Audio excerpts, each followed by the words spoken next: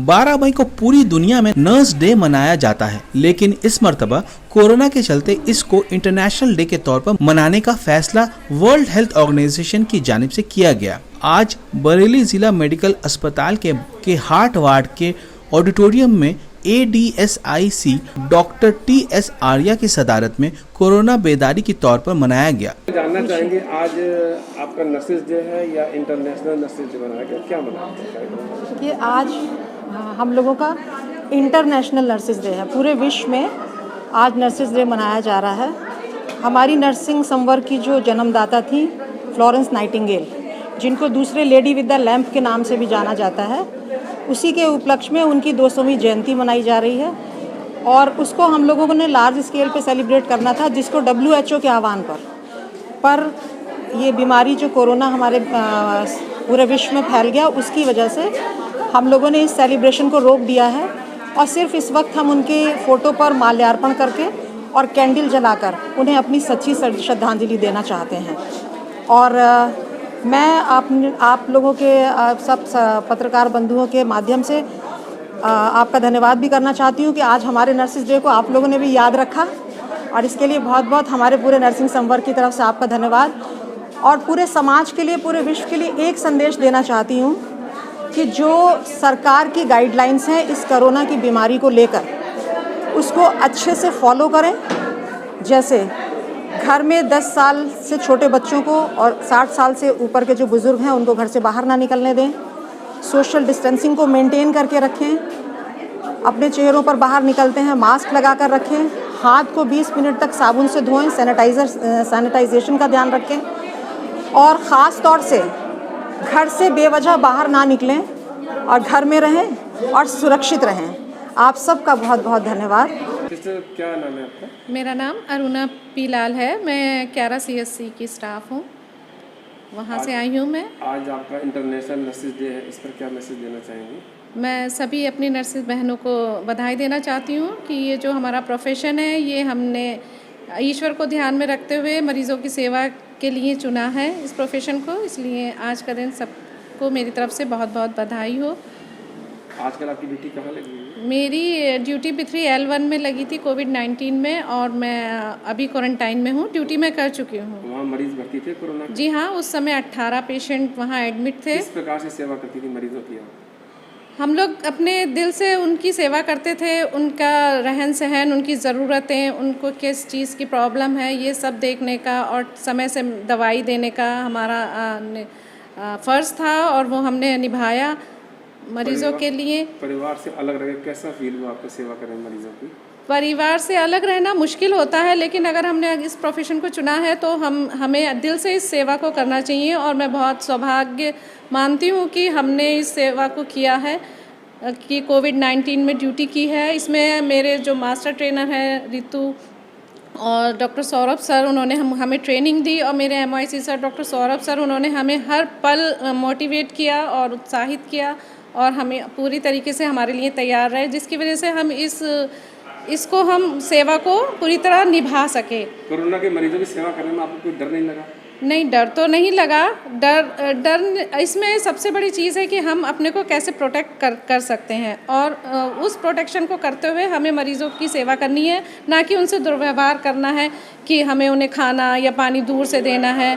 हमें डिस्टेंस बनाते हुए उनकी पूरी सेवा करनी है और उन्हें उनकी हर ज़रूरत को ध्यान में रखते हुए उनका सहयोग करना है। मरीज़ काफ़ी ठीक हुए हैं? सारे मरीज़ ठीक होकर के चले गए हैं और बस 3 मरीज़ ही L1 में रह गए हैं। समाजवादी पार्टी के साबिक कौमी तर्जुमान अताउर रहमान ने मीडिया के सामने इंतजामिया से मुतालबा करते हुए कहा कि इस आलमी वबा से पैदा हुए बहरान को देखते हुए मफाद अम्मा में प्रॉपर्टी टैक्स और घरेलू बिजली का बिल कम से कम पूरी तरह माफ किया जाना चाहिए।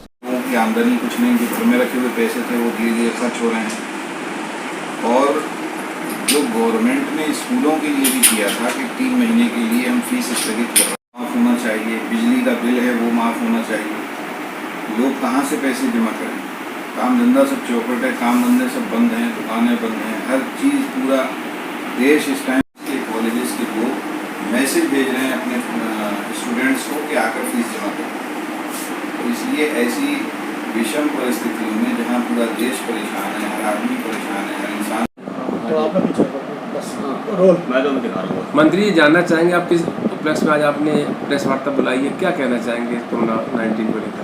देखिए, कुछ दिनों पहले हम लोग डीएम साहब से मिले थे और हम लोगों ने ये मांग की थी कि आप जो लोग कॉलेजेस या स्कूल्स में बच्चे पढ़ रहे हैं, क्योंकि लॉकडाउन चल रहा है, कोई आदमी आज इस स्थिति में नहीं है कि वो अपने बच्चों की फ़ीस जमा कर सके, तो 3 महीने के लिए कॉलेज और स्कूलों को आप आदेश करें कि वो फ़ीस को स्थगित कर दें। डीएम साहब की तरफ से आदेश भी हुआ, लेकिन बड़े अफसोस की बात है कि कॉलेजेस और स्कूल्स के लोग मैनेजमेंट वहाँ का या वहाँ के प्रिंसिपल स्टूडेंट्स को मैसेज कर रहे हैं कि आकर फ़ीस जमा करो।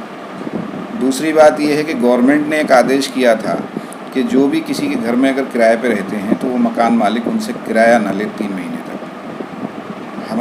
हम शुक्रिया अदा करते हैं गवर्नमेंट का कि उन्होंने किराएदारों को राहत दी, लेकिन ये राहत गवर्नमेंट की तरफ से भी कुछ ना कुछ होना चाहिए। गवर्नमेंट ने अभी तक कोई राहत नहीं दी, लोगों को मास्क नहीं बांटे, लोगों को सैनिटाइज़र नहीं दिया, लोग जो भूखे मर रहे हैं उनको राशन का इंतज़ाम नहीं करा। इसके अलावा जो दूसरे स्टेट्स में लोग पैदल चल के आ रहे हैं, उनसे उन बेचारों के पैरों में छाले पड़ जा रहे हैं। कोई प्रेग्नेंट थी तो वहाँ उसका खुशी हो जा रही है बच्चे की। और दूसरी बात, रास्ते में कई लोगों की डेथ हो गई। सेंट्रल गवर्नमेंट ने कहा कि हम ट्रेनों से भेजेंगे, पैसे नहीं लेंगे, किराया नहीं लेंगे, उन सब से भी किराया वसूला जा रहा है। हमारी गवर्नमेंट से और ज़िला प्रशासन से ही मांग है कि नगर निगम का टैक्स, उसके मैसेज लोगों के पास पहुंच रहे हैं। कम से कम जब तक लॉकडाउन है तब तक नगर निगम का टैक्स भी माफ़ किया जाए।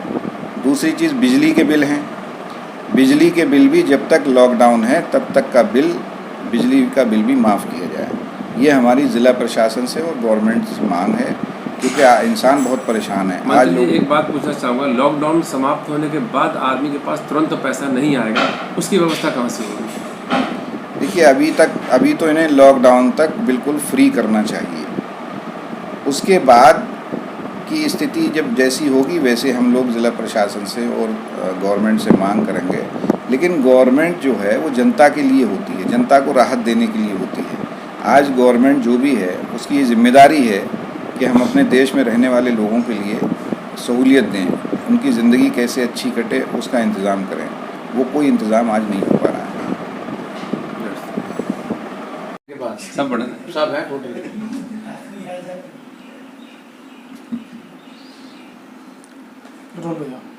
मंत्री जी, ईद सामने है और लोग लॉकडाउन है, क्या कहना चाहेंगे इस विषय में, कैसे क्या होगा? ईद खुशियों का त्यौहार है। हम लोग 30 रोज़े रखने के बाद ईद मनाते हैं, लेकिन इस बार हालात दूसरे हैं।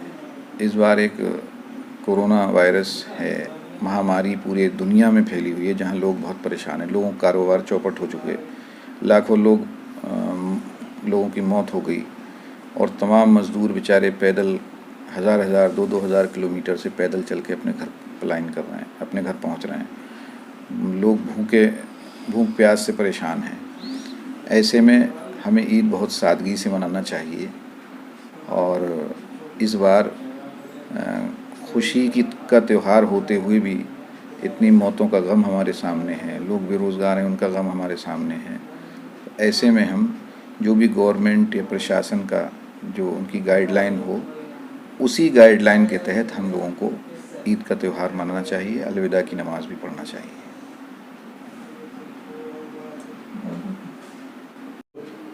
पम्मी जी, आप समाज सेवी हैं, कोरोना वायरस फैला हुआ है, ईद सामने है, लोगों को नमाज भी पढ़नी है, क्या कहना चाहेंगे लोगों को?